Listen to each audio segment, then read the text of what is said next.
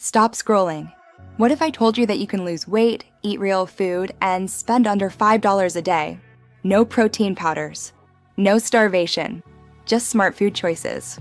Most people think weight loss is expensive, organic labels, fancy meal plans, $12 salads. That's why diets fail, not because you're lazy, but because you're overspending on the wrong foods. Here are my 3 rules for a $5 fat loss meal plan. High protein, high volume, low calories. Let's build a full day of meals. Breakfast, rolled oats, 1 banana, peanut butter. Cheap. Filling. Slow digesting carbs that control hunger for hours. Lunch is simple. Chicken thighs, white rice, frozen vegetables. This meal is high protein, low cost, and keeps your metabolism fired up. Snack time. Apple, handful of peanuts.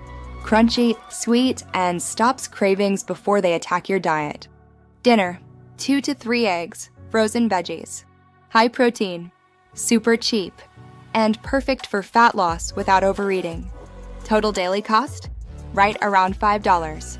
Calories controlled. Protein high. Hunger LOW. Want faster results? Meal prep for 3 days at once. Less decisions equals less cheating.